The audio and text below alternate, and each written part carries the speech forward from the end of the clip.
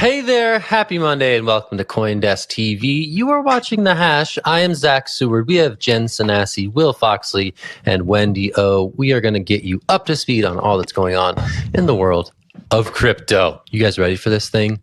Let's do it. I'm starting off the first story of the day. Friday, Sam Bankman-Fried got his bail revoked and was shown to a jail cell. We are joined now by a special guest to help us unpack the latest development and its significance. Joining us is Ira Lee Sorkin. He's the former attorney for Bernie Madoff and a current partner at Mintz and Gold. Ira, how are you today? Good, thank you. So first of all, I just want a high-level informed perspective on this SBF thing. You've seen some major cases play out in your day.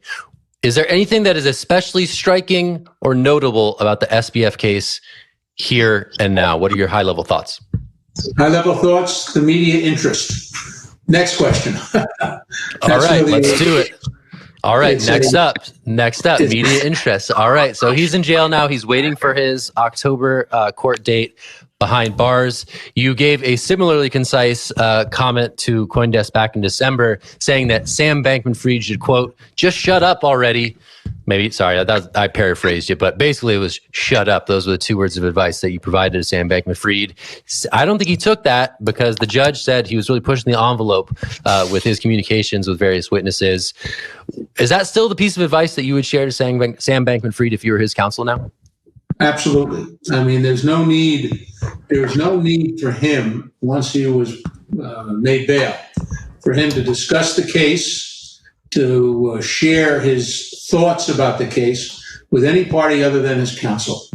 And quite frankly, the amount of documents, and I say this with the understanding that Mintz and Gold does not represent anyone in this case. We certainly don't represent Mr. Bankman-Fried. We don't represent any witnesses. We're not involved in the case. But the standard conduct that every defendant who makes bail is told, do not discuss the case. Don't discuss it with any potential witnesses. Don't discuss it, certainly with the press. The only person you should talk to is your counsel. And there are ways to deal with other witnesses in the case, such as through counsel and a process called a joint defense agreement, where the lawyers can talk to one another pursuant to an agreement. And it protects the attorney-client privilege, and it gives the opportunity for all counsel in the case, whether they are defendants or unindicted co-conspirators or conspirators, to be able to share information amongst the lawyers without their clients being present. So those are the general rules. There's nothing unusual about this particular case. When Sam Bankman-Fried made bail, he was specifically instructed not to discuss it with anyone, discuss the case with anyone. Don't discuss it with any potential witnesses. Don't share what you are given in the way of the mandatory discovery that the government's required to give to all defendants. And of course, we have another situation going on in Washington, D.C. and in the Southern District or the Middle District of Florida. I think it's the Southern District of Florida, where a rather prominent individual was given the same instruction by the judge. It's standard, and that's the way it's done. If you violate the bail conditions, which Mr. Bankman-Fried violated according to the judge, then he faces the consequences, and the consequences are jail. My understanding is that he's going to appeal it. He's got a very good lawyer representing him, and they're going to appeal it. But the chances of him getting out pending the trial, I think, are very slim. These are decisions made by the district court judge, who happens to be a judge of many years, very well respected, very smart. And the Court of Appeals is not going to question, I believe, his decision, because he knows the record and he knows what the bail conditions are. Thanks again for joining us this morning. I wanted to ask about the significance of being able to prepare for what's coming in October while in jail. How difficult is it? How difficult is it to talk with your lawyer or with your client during that period? Is this a huge disadvantage now going into October? It is a huge disadvantage because there are, from what I've read and heard, there are innumerable documents, many, perhaps millions of documents that the government is required to turn over to Mr. Bankman-Fried's counsel. And having had clients who are incarcerated and not being able to make bail, it is very difficult in a paper case such as this to prepare for trial. The facilities at the Metropolitan NBC Brooklyn Center where he's being held, very difficult to prepare. But this is something that I have no doubt his lawyers spoke to him about, and I'm just speculating, and said, if you stay out, it'll be much easier to prepare for trial. If you're incarcerated, it's very difficult. The facilities are bad. There is privacy, but to load in all the documents and all the information that the government is required to turn over to his lawyers is going to make it very difficult for him to prepare. But it's done. There are a number of people who don't make bail, but it's done. It just makes it a lot more difficult to prepare. I want to talk about these diary entries. They feel like the straw that broke the camel's back here. Sam Bankman-Fried's attorneys say that he wasn't trying to tamper with witnesses, that they confirmed he did leak a few pages of the diary to the New York Times. Could this come back? Could it be brought up again once this does go to trial in October? And how might it affect his case? It won't affect it at all. The fact that he disclosed information to the Times or to any media, let's make it general media, it's not going to affect the trial at all. It affected his bail, obviously, but it's not going to affect the trial. What he turned over, we don't know. I don't know whether the Times has published it or intends to publish it, but there are First Amendment and freedom of press issues involved in that. And I'm old enough to remember the Pentagon Papers case and Daniel Ellsberg, and that didn't stop the disclosure of information that came to the press, but it didn't affect the trial, and it won't affect the trial here either. I have a question for you. Myself and a lot of other people are speculating that Sam will be given special treatment because he comes from a family with a lot of influence and money. Do you think that that is something that we will see play out, that he will be segregated away from the other inmates and he will receive special treatment while incarcerated? The short answer is no. He may be segregated. Often defendants who have some notoriety are separated, but the short answer is no.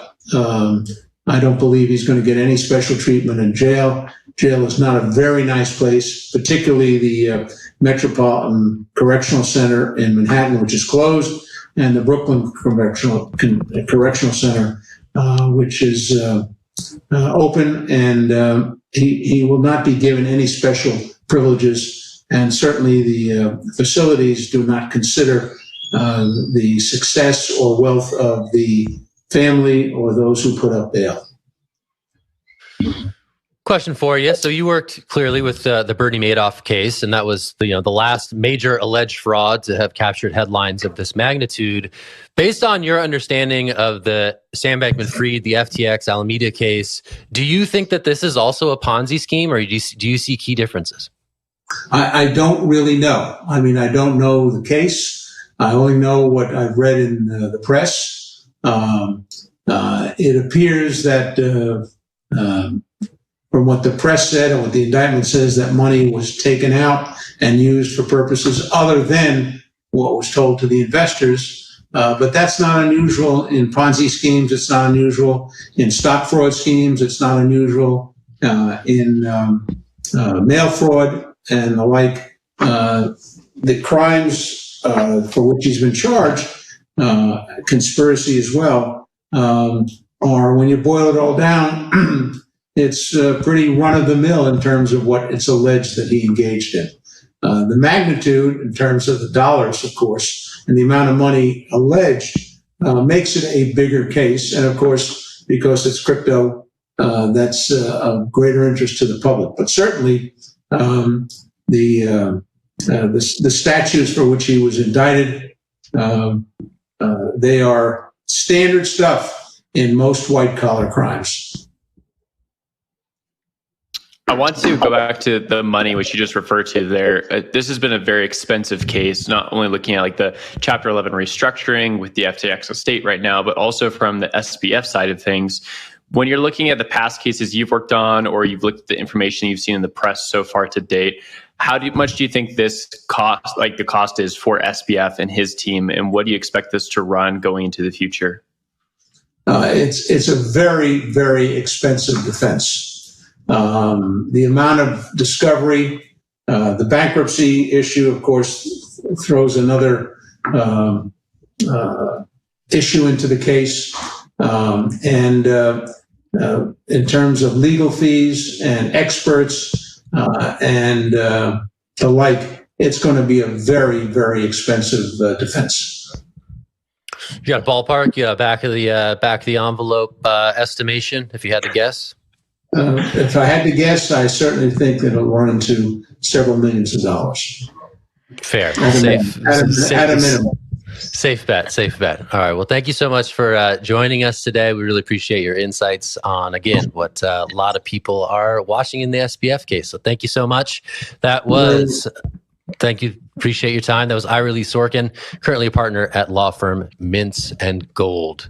All right, we're going to take a break after that interview. We're going to come back. Some new information about former President Donald Trump's crypto holdings. We'll talk about that and more here on The Hash. Thanks so much.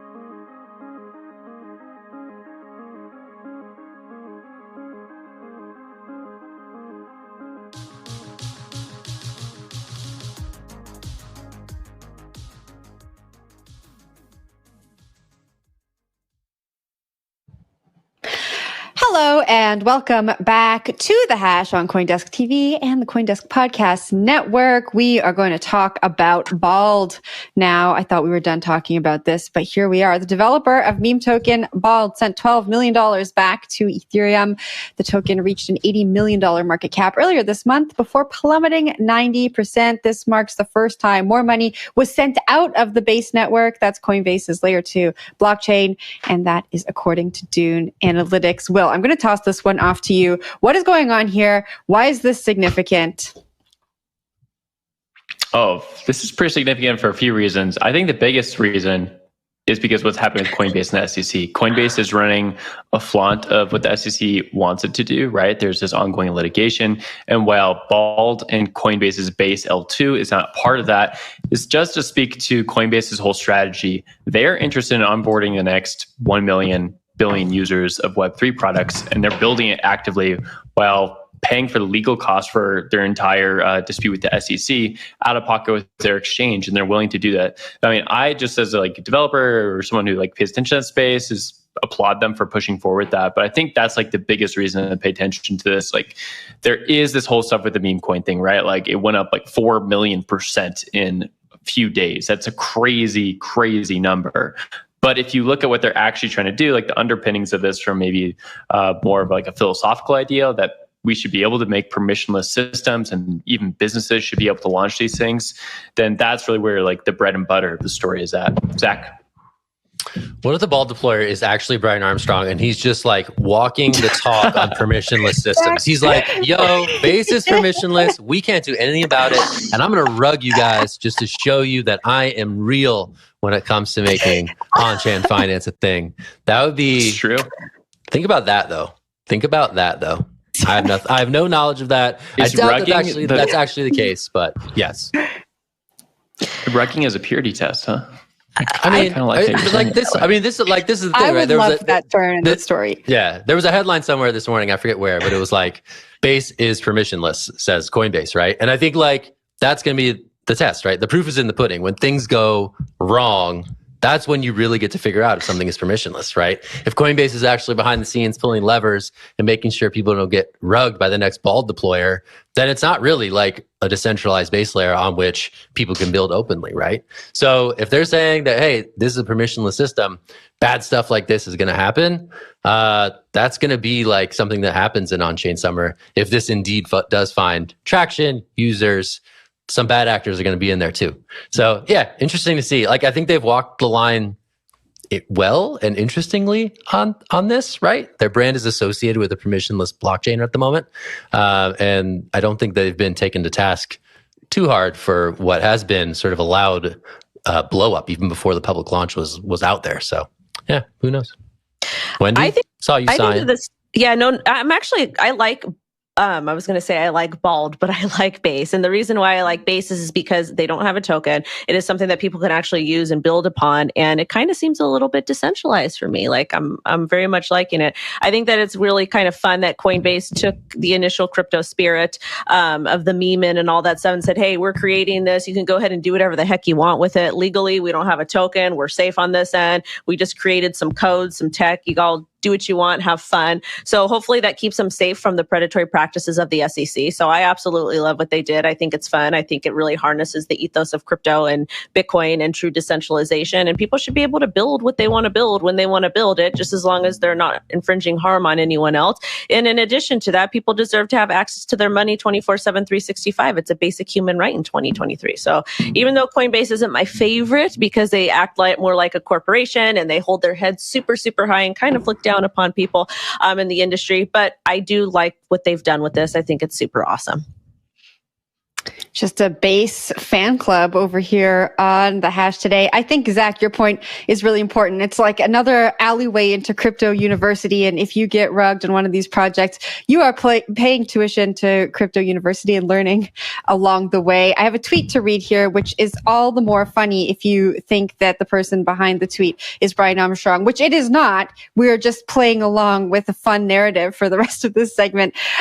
Bald tweeted recently, if you still decide to trade this token, you will probably lose all your money if you somehow haven't already. This is a meme coin. There is no roadmap. The fundamental value of this token is $0. There is no Bald team. That was part of a Twitter thread. I was about to call it a chain. Wow. A Twitter thread that was released earlier this month. And I think it's important, when the Base news launched, I think I said this is great for education. Coinbase is a trusted brand. Maybe it's going to bring people into DeFi that previously were maybe only just using Coinbase as an exchange. And this is an important lesson to learn. So be safe out there, people.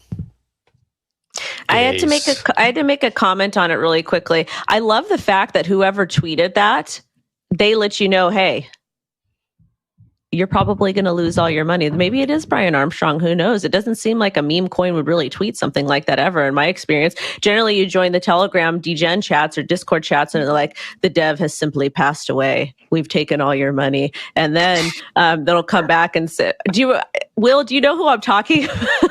I know. That has happened. I know exactly what you're talking about, but that has happened many times, right? Where it's like, this program no longer exists. But we have all your money. Goodbye. Have taken and then they all your money. Discord. And then we're going to come back from life. And once we come back from life, we're going to give you your money. We're going to give some of those funds back. And then we're going to reward a white hat for getting it. And then we're going to use $50 million to pay for this transplant heart surgery or something. I don't know, but that is. That was the funniest moment in NFT history. I don't even know. Bring that back up. Sorry, Zach. No, I mean, it makes no sense, right? It is crazy, but this is the philosophical point that this person is trying to state. This is what happens when you have a system that is designed for anyone to do what they want, and that's a great thing, but it comes with these personal responsibilities that people have to take upon themselves. Like, don't be dumb. Don't put your money in something that is just a meme coin that's totally inflated on hype and nothing else. It happens time and time again, but this is someone who's clearly trying to make a point, and hats off to you. Anyway. All right, we got to get into my story. And you guys, I think I'm going to be voting for former President Donald Trump because apparently he is a hodler. According to this story from CoinDesk Policy, Donald Trump holds up to $55,000 in crypto. A filing with the U.S. Office of Government Ethics showed that Trump holds approximately $500,000 in an Ethereum wallet. He released a collection of NFT cards last year featuring images of him. I want to say they were on Polygon, though. Someone's going to have to fact check me there. They were 44,000 digital trading cards featuring the former president in different costumes and poses, and they sold out in a couple of hours. In April of 2023, he released another collection, which also sold out fast, and he made between approximately $500,000 and $1 million from this. Previously, of course, I don't have the tweet, but Trump had came out, I believe, when he was still on X, saying not great things about Bitcoin. But I knew right away when he launched this NFT collection or this digital asset collection, it was kind of going to probably change his trajectory a little bit. I haven't heard the former president come out and say whether he's bullish on crypto or not, or where he how he feels about a CBDC and how he intends to essentially regulate it. But if he's a crypto hodler, man, I might just have to vote for him. And on this particular election, I am a single issue voter. I'm voting for whoever is pro crypto or Bitcoin, because I do firmly believe that if people do have access to more money, they have access to better products and services, and it will help improve their quality of life. And a lot of the social issues that we argue about will still be there, but they will be minimized heavily. The tweets that you're referring to, Wendy, I think in 2019, he tweeted that he wasn't a fan of Bitcoin. And then Anthony Scaramucci came out and said he doesn't believe that the president tweeted it. And then that tweet was deleted. And then I think a year later, he said that Bitcoin was a scam. But we have to remember that this was before him and his wife, Melania Trump, found out about the wonderful world of NFTs and aped in from multiple projects. And so they have a bunch of ETH sitting in a wallet, and I'm curious to see what they're going to do with it. I don't want them to hodl it. I want to watch what projects the Trumps are aping into and supporting. Will, what do you think? I agree with you. And Wendy, I appreciate the hodler sentiment here, right? That's a big deal for us crypto enthusiasts. It is kind of interesting to look at like the Biden administration, which did appoint Gary Gensler and has moved forward with a very anti-crypto bias. And then you look at the other side of the field, it seems like they're mostly pro-crypto from the Republican side of things. It does seem like crypto is becoming more and more partisan. It seems some of the younger Democratic Party members are more pro-crypto, but the establishment right now, as in DC, is more anti-crypto. And Trump, who has cast himself as a populist time and time again, coming around and starting to embrace crypto and even, dropping NFTs, that kind of fits his whole narrative as to the past. I think we could see a divide there. And this is like a political issue now, right? Like we've talked about that time and time again on the show. We even had Miami Mayor Suarez on the show a few weeks ago talking about how he's accepting Bitcoin. Big news, right? Well, maybe only slightly, because we've kind of gotten used to politicians saying they're going to use Bitcoin at this point. A lot of people hold Bitcoin, so it's a political issue at this point. Zach? Yeah, I mean, there's bigger things going on with Trump, right? Like, isn't there like new indictments and like all sorts of stuff? I think No the way. lawyer in the Thank you, first Zach. thing Thank you, alluded Zach. to, like, he's also. I yeah, mean, so- well, you know what? I'm going to go He's ahead and a put on my hodler. tinfoil crown. I'm going to put it on because the current administration, the blue people, they don't like crypto. They don't like liberty. They don't want you to have clear guidelines. They just want to go ahead and litigate. And this is proven because they put Gary Gensler into office. Gary Gensler has not done anything to indicate that we're going to get some clear guidelines with any crypto assets. I don't have a problem with litigating people that they've done something wrong, but hey, I feel like this is all planned, all these indictments, maybe because Trump is pro crypto, man. Like, who knows? I don't know if we can go That is that far, Wendy. That is the ultimate Tiara moment. The indictments are because of crypto. Ooh. Wendy might be onto something Yeah. there. I don't know. Pump the Maybe brakes. like one of the 5 are. We need to have some sort of entertainment on this show. Come on. I am just That's a mere true. idiot on the internet. Please. I mean, these could lead to indictments in the future because a lot of these NFT things are not great, right? Like they're not a great look for anybody. You know what? It is Trump and Melania released a digital collectible collection. Okay. Big difference. And Jen knows. If you don't True. say NFT, True. it's not an NFT. It's not a token, man. It's just true. a collectible, like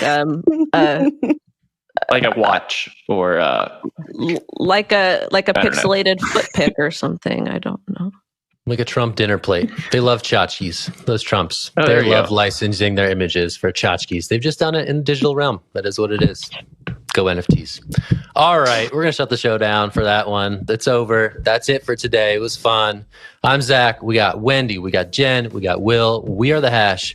We'll talk to you tomorrow. Have a great day. Bye. see ya.